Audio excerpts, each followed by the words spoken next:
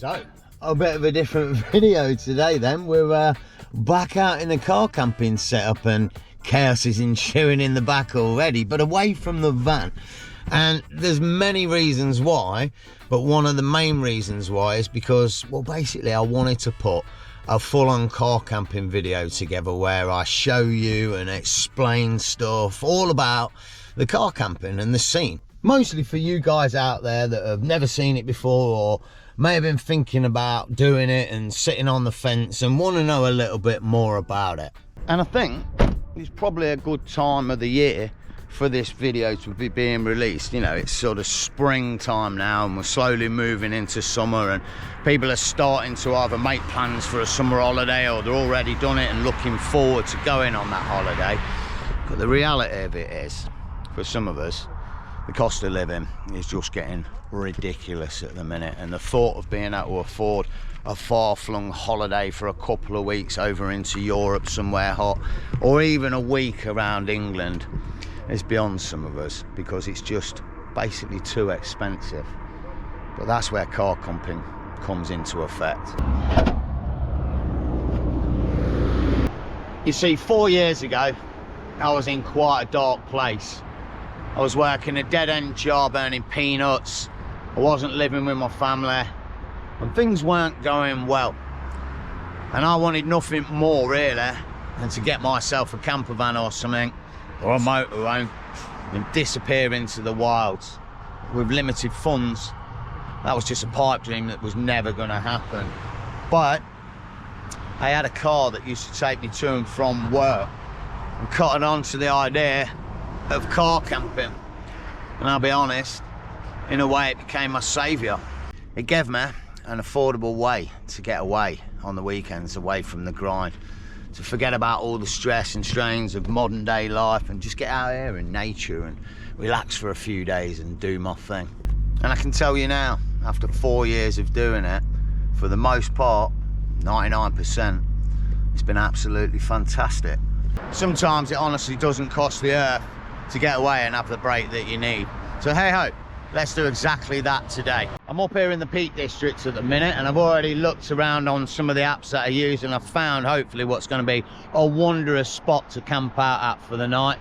And just round the corner from there is also a little hike out into some of the nature that I'm talking about. And hopefully over this episode I can show you how good the car camping scene actually is. There's actually a few spots you can overnight at around this area, so I think what we'll do first, we'll go and have a look at a couple of them to give you an idea of what's out there before we go to the one that we're actually going to stay at for the night. And I should say, for my regular subscribers, fear not, this is the start of a 4-day trip, and I've got to puck a little lineup for all of it, and hopefully it's going to be a proper little giggle along the way. So yeah, let's get on the road.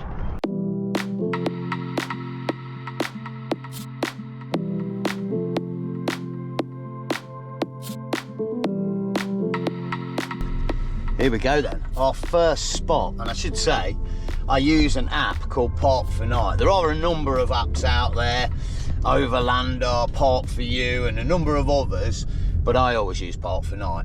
And the main reason for that is because it's been around for so long, it's just so concise. It's got so many spots on there all over the UK, it's fantastic. And I've even used it in Europe, but because it's been around so long, there's loads of reviews about all the spots. So before you even come to a spot, you can check it out, read the reviews, and have a pretty good idea of what you're looking at before you even get it.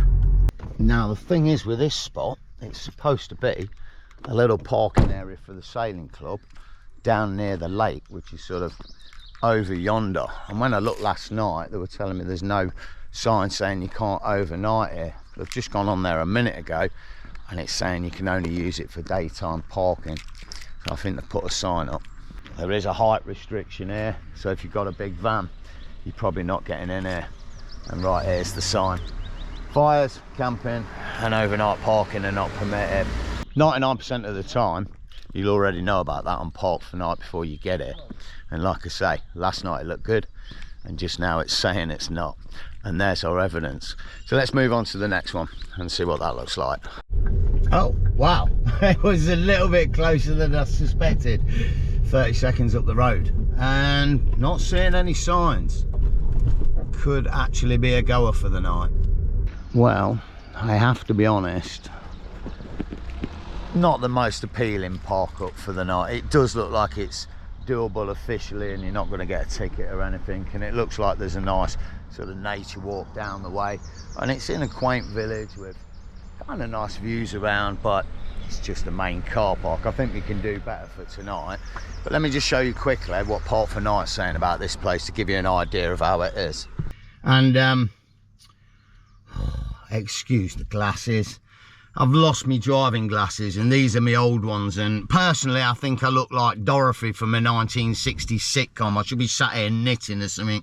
My mate thinks I look like a porn star, but whatever it is, I'm not a fan of these glasses. Anyway, so as I said, we're up in the Peak District. We're actually up in the North Peak District near a place called Holmfirth and Winscar Reservoir, and as you can see, there's a number of parking spots around there.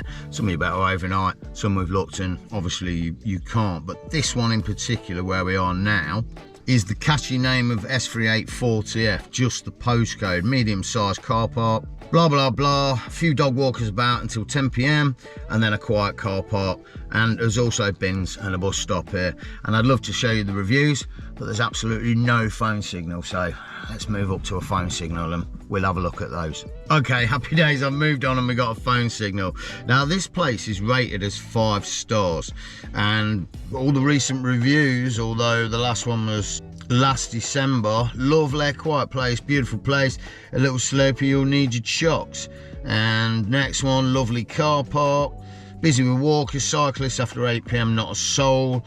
Yep, arrived late, lovely peaceful night. It goes on and on. You know from these reviews that's going to be a decent spot and you're not going to get any hassle for the night. But like I say, I think we can do better. So let's move on and let me show you where I would like to stay for tonight. Fingers crossed there's not no overnighting time.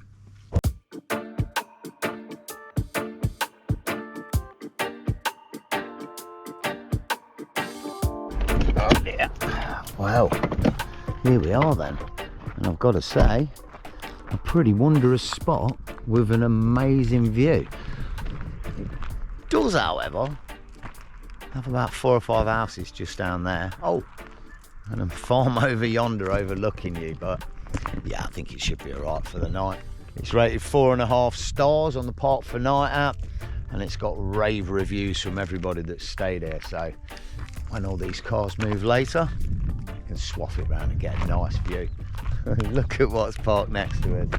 For those OGs from the channel, a nice little Vauxhall Severa. Wow, same colour as mine as well. I'd say mine's in better condition, except for the blown exhaust and no disc pads.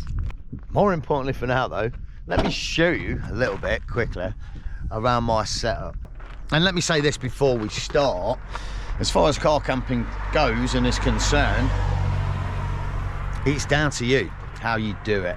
If you've got a car that you can drop the seats down in the back and throw a few blankets down and cushions and whatever and get comfort, and that's all you need, then go for it. And I'll say this, if you're thinking of doing it, try it out in your driveway, in your garage, in your car, and see if you can get comfort. And if you can, then it's a goer. Now obviously just having a sleeping setup is the most basic way you can go. It means you're probably going to go out and eat meals in a restaurant. If you want to cook for yourself, you're going to want a cooker, you might want a little fridge, and personally I like a little bit of lighting just for the evening. You can actually get battery LED strip lights that you can put up. These are actually powered by my power station that sits down here. This is definitely not necessary. The only reason I have power stations and such is because of what I do on YouTube, and invariably I go away for long times and I need to edit on the road, as I will be doing this evening, to make videos. So I just need the extra power. It's not necessary, but it is a nice sort of addition to a car camping setup if you wanted one. The only other thing you really need is a bit of privacy in the evening when you sleep, for the windows and such to cover them up. Very, very simple state of affairs. These go in my windows, very, very simply. They do actually plug in and cover all the gaps, and they're made from a material called Thermowrap. that's it. It's been a while since I made them. You can get a roll from anywhere, Tool Fix, B&Q, wherever, and just cut them to size. One of my very earliest videos is how to make them. So if you're interested, go and check it out. In terms of curtains, I will show you later, but I basically have a bit of blackout material that hangs on that cut hook there, and that one there tucks into my side here, and then just goes in front of my seats and cuts out all the light pretty much, except for this little bit here and on the other side. But it's good enough for me. And I should say, the reason I use curtains as opposed to sort of putting a huge piece of firmer wrap on here is because this front windshield's just really big, and you basically have to do 2 pieces of firmer wrap and use suction cups and such. It can be done, but on a personal level, I just prefer the curtain method. In here, I've then got all my gubbins, sort of kettle and a few bits, all my food and all my clothes, and then I've actually got a pretty damn good fridge. You can get, and what I used to use many moons ago for about 40 squid, is a cooler box from Halfords. I'm sure plenty of other places do it, and that sufficed me for a good year before I got hold of this fridge. If you were going away for a few days, at least you can keep some milk and maybe some meat cool enough for while you're away on your trip. And they simply power from the 12-volt socket on your car, which means you are going to need to be aware that that's draining your battery overnight if you're leaving that plugged in. My setup around here, the only other thing I've really got to show you is just the gubbins.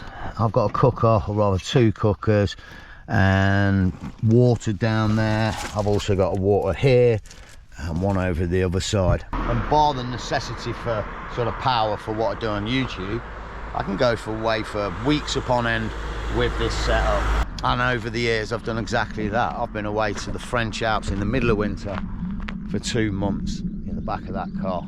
That thing on the top is a roof tent, obviously. This one just pops straight up, and I say this like it is sort of an expensive addition, but you can sleep 2 people up there very, very comfortably, which then gives you option for having a normal car. What I'm saying is, if you haven't got the money for a motorhome or a van to kit out, or a camper van, there are other options. Car camping or a tent box. And that, I'll use wild camping in most places. Probably wouldn't be bothered about using it here. And certainly if I went to Scotland, I'd use it in any place that I stay. And I think that pretty much covers the setup. The reality of it is, you'll have a little think about what you need, and then when you go away, you'll realise you need a few more bits. So over time, the more trips you do, as I did, you'll sort of build your setup up as you go along, finding out what's right for you and what works for you. But I think for now, we've had enough waffling. Let's go and explore some of this greenery area over yonder. I've got a little hike. I think it's a little hike. Could be quite a few miles. We'll have a look. Oh, and I nearly forgot. One last thing to mention sort of in my setup is the bed, obviously. This was just made from a single bed, and I cut a little bit off the length and a little bit off the width to make it fit. And I've simply got that in there because I use this car as a car camping setup on a permanent basis. Although it's not a permanent setup, I can rip this out or just take it out at any point and pop the seats back up and as it as a normal vehicle again. Right, I think that covers everything. Let's get our glad rags on and go on the trail. Oh, I've got to tell you, it's Ruddy Baltic. It's been red hot for about past 3 weeks. It's not today. It's not going to matter though. We're all geared up, and it's going to be a legend of a trip, mate. I'll be honest as well, quite a needed trip this one. It's been a bit full on the past couple of weeks, trying to hit deadlines on the tube and organise bits for the van build, and then having to kind of fix and work out what I'm going to do with not one but all 4 of my vehicles that are broken at the minute. I really needed this breakaway just to think of something else. I got to tell you, I got halfway up the motorway this morning, a really cool tune kicked on the radio. I think there was a glisten of sunshine at one point, and my face just went from a long frown to a beaming smile. It just, yeah, you know, getting away, and that's it for the next 4 days, man. Bugger everything. Might even turn my phone off. Probably not, but you know what I'm saying. This is it. We're out here. nothing really else matters, just me and what I'm up to. It's beautiful. I should say as well, for you that follow the channel, slight update on what is actually going on. Obviously the Galaxy's fixed with the battery, been running fantastic since I put that in. It's fixed all the little nicks and crannies, that little sort of jolting, I've not felt it anymore, so I might hold off with the fuel filter and the diesel filter for now. The Kia, we'll think about that in a few weeks time. The Galaxy, or rather the Zafira, is as it was from the last episode. I figure after this trip I'm going to try and get the brake pads fixed, have a proper look what exhaust part I need and get that ordered, and then maybe the week after or the week after that get the exhaust fixed and get it down for an MOT, and then it should be ready for selling. I'll be honest, market value, and a few of you have said it, should probably pull about 11 to 1200 quid. So if I put 200 to 250 quid in, that's a nice tidy profit and something that I can put towards the van, which I'm probably going to need to, because it's got issues. As you know, there's an oil leak. It turned out it's not actually that bad. I don't actually know if I got the footage with me, but I took the under tray off yesterday before we left for this trip, just to see what was going on, and hopefully leave it for a few days to see if something is dripping. It looks like there's too much oil in the engine. It looks like there might be a little leak from the sump on the plug, so easy replacement there. But there was a lot of gunk around, and it looks like at least one of the CV boots has ripped and torn. There's just oil and gunk everywhere. It may be that it's both, one on each side. So it's not a massive issue. It's not the head gasket blown, it's not the injectors or, you know, the gearbox or something like that, but it is going to be a bit of an arsehole to fix. I had a look last night and yeah, it's a bit of a full-on job. We'll see how we go. Like I say, first priority when I get back is the Zafira.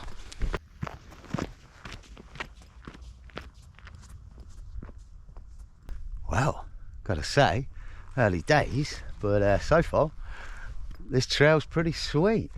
Snails Den Pike End it's called on the All Trails app. 3.9 miles. Not entirely sure I'm going to do it all. We'll see how we go.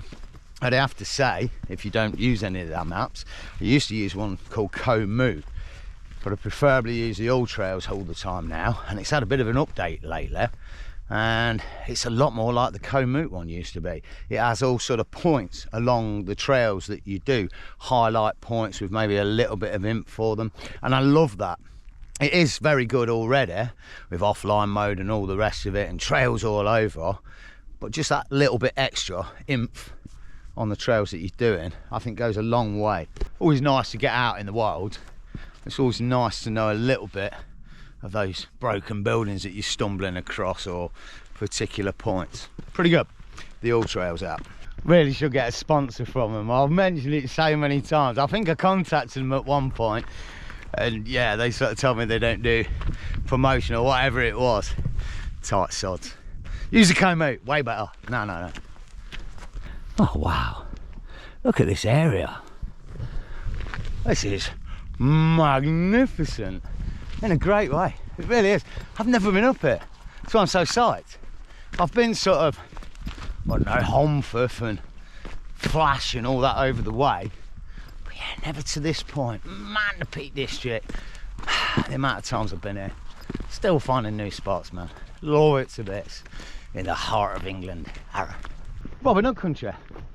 He used to hang out down here with his mates, didn't he? He used to come wild camping on the weekend, go out hunting deer and cooking them up on an open fire and stuff in the middle of the forest. You know, like the yobbos do nowadays, but back in the day. Wicked, mate.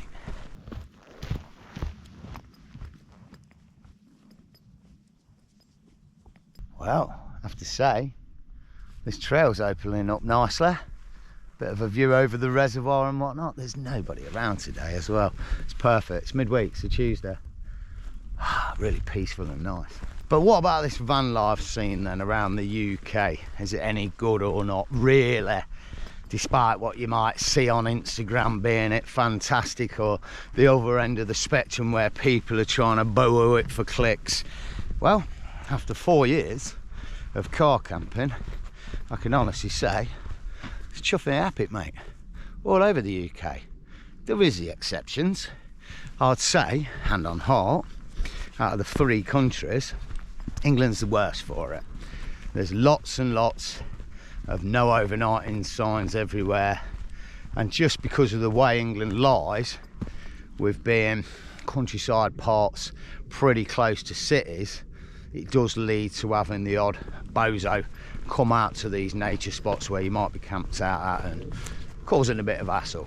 I've never, in 4 years, had any real hassle.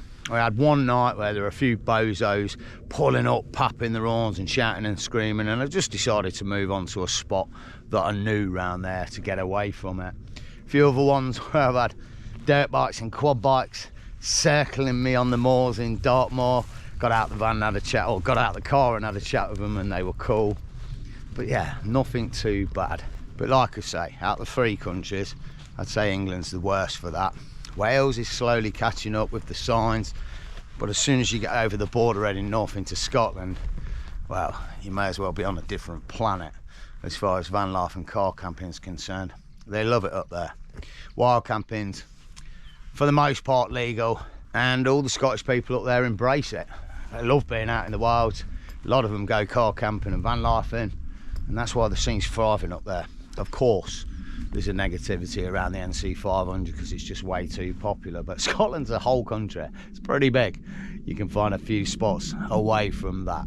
Legality wise, I'll be honest, I don't really know whether you're allowed to sleep in your car or van overnight. I think you probably are, and with thousands of people doing it all through the summertime through the UK, I'd say we can't all be wrong.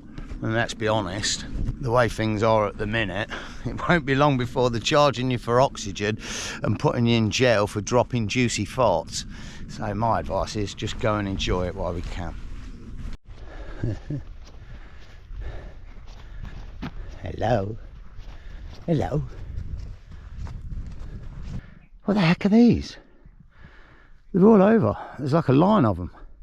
That one's not got a platform, but that one has. And then there's a couple down there. Anything I can think there might be is for a live firing range or something, like army training. I don't know if they do it up in the Peak District, but let's hope it's not on today. I didn't see any flags on the road. Someone let me know what they are. I'm dumbfounded. I won't be able to sleep tonight. You do. I think I've just heard grouse over here. Makes me wonder if they are shooting points, but for the poor old grouse and not for the armour. I don't know. Oh shit! You know, the wilds. It's trying to get me. Damn. Random. Don't know. Oh, what the hell's that on it? Even more random. Number 9. Number 9. Oh, bloody hell. It's from that old Beatles track, wasn't it? Remember that? Oh, talking of songs from the 60s, kind of reminded me. The name for the van. I went through all the comments on the main video the other day, and I think there's about 15 front runners. And yeah, songs from the 60s. One of them is Ruby. Remember Ruby Tuesday from the Stones? Wicked tune. Another one is Red, and there's a couple of other front runners. I'll be honest, one was Red Dwarf. A few people voted for that. I really like the idea of that one. Not only is the van red, but I'm pretty much a dwarf. The art of a grasshopper. It suits, but what I'm hoping to do, either as this video goes out or tomorrow, is put a thing up on the old social media, and maybe we'll put it to a vote from the 15 that we've got and see which one everyone likes the most to name the van. Wicked, mate. That we're going to name it together. I like that a lot. For now, I think I'm going to start heading back. It's starting to spit rain and I really don't want to get wet. I think we've covered about half the trail already, and yeah, we've got to a pretty good spot. None too shabby. Still not seen a single person, but yeah. Whoa, let's go get back to the crib, eh? Oh yeah, that number 9 track from the Beatles as well. I don't know what the track was called, but I'm pretty sure it was on the White Album. It was a bloody freaky track with weird sound effects. They were definitely doing something, or up to something back then in the 60s, weren't they? I don't know what it was. Maybe too much time spent in the ashrams in the mountains of India or Nepal or something. I don't know.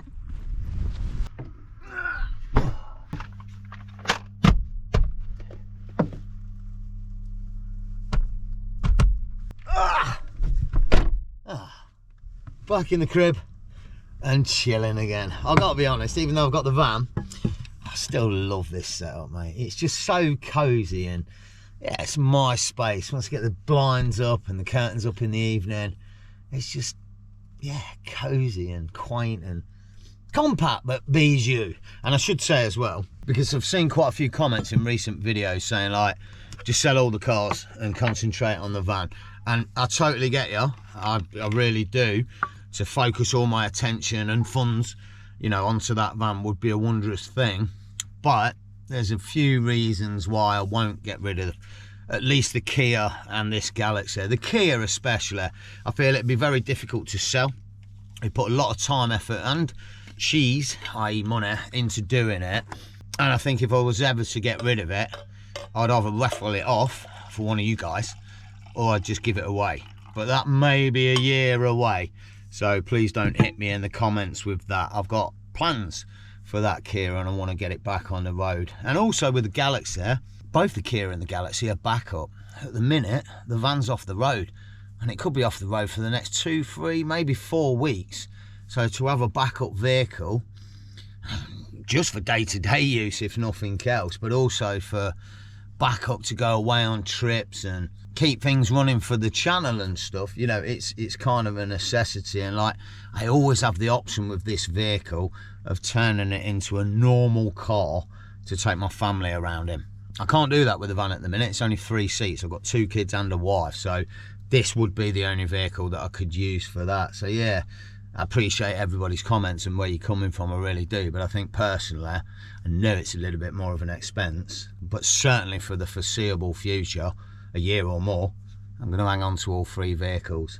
For now though, oh crap, there's not as much coffee in that flask as I thought. But hey ho, I'm going to have half a cup of coffee, maybe think about turning the car around so I've got a better view, and I'll catch you guys in a bit for some scram. We've got choices tonight, first night of the trip. Let's see what the easiest thing to burn is.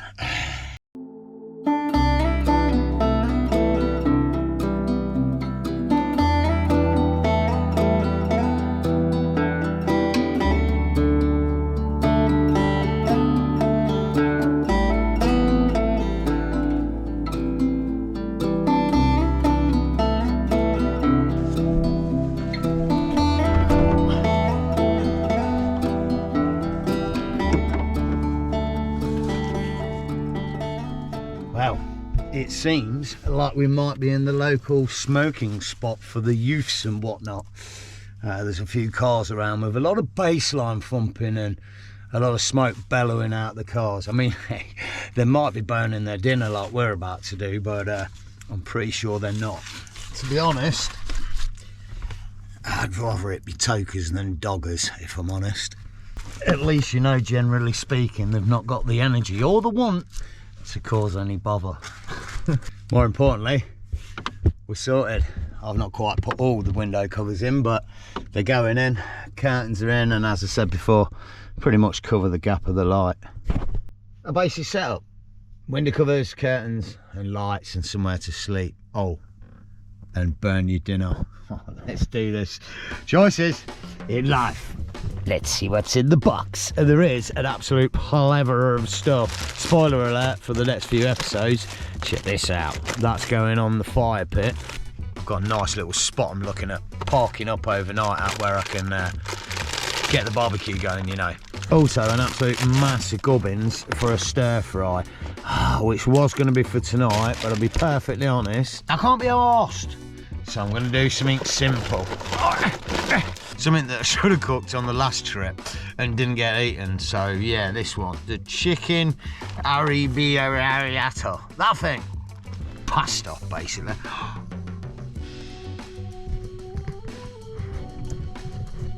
I don't want to swear. Oh God, it's still dripping. Oh freaking A, dude. Crap, this is a nightmare. I can smell it already. It's all over me bag. Oh my God. Oh, that stinks. It's literally all over me back and it really stinks. Damn it, it smells really vinegary. Like it's gone off, you know what I mean? Oh mate, from bloody Idler, innit? I've had it like a week or something. It's not supposed to be out of date for about another 2 weeks. It's probably split already inside and gone mank. Oh shit, dude. Oh, this is not edible.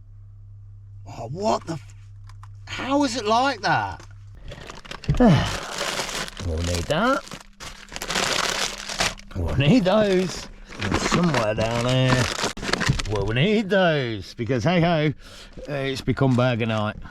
There's no way in hell I can eat that. I seem to remember the box was moist yesterday when I took it out of the fridge, so who knows how long that's been burst. That stinks to high heaven. And you know as well as I do, if you follow the channel, I've got a proper cast iron cook, but that is way beyond even me. I don't know what to do with it. It bloody stinks. I'm going to bag it and put it outside the car. Let's do burgers. Right, it's an old tale, but it's a true one. This pan has not been cleaned since the last trip. It's a bit minging, but hey ho, it'll be alright. It'll just burn off like everything else. Might be kind of cool. I mean, we can kind of play like guess the meal, as in guess the previous meal, because we might still be able to taste it on tonight's. Very good. Also, I have got the double-barreled shotgun cooker with me, but it's down there, and I've got this out now. I can't be arsed. It will be better for what we're doing tonight, but hey ho, it probably won't change the end result. Good news is as well, for a change, I haven't cleaned it. We've actually preheated it. Legendary. Right, these have been going about 12:30, maybe even 14 minutes, and I've just read the bloody pack because they smell a bit funny, and I've realised, oh my God, they're actually Wagyu burgers. So I really don't want to overcook it. I think I might have actually saved it for once. Oh my days, I can't believe it. And what I'm thinking is, because they're such amazing burgers, we'll leave them to go cold while we cook the chips. This is why I need the double burner. Too lazy to get it out. It'll be alright. It's not melted. Sucks. Oh, crunchy and not burnt. Well, there's a first. Well, and I am going to blow my own trumpet because I'm now ambidextrous and double jointed and I can do it. That's not a bad meal.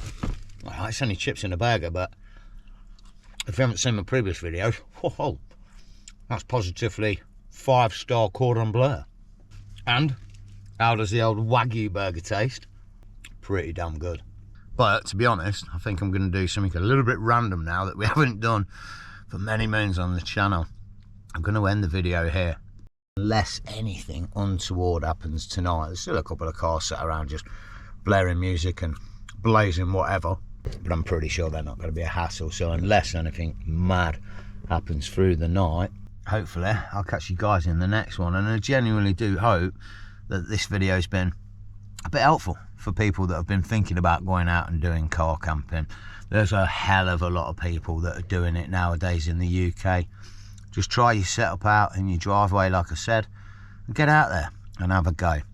There's 1,001 great places to check out and stay overnight, and millions of misadventures to be had, all out the back of a car.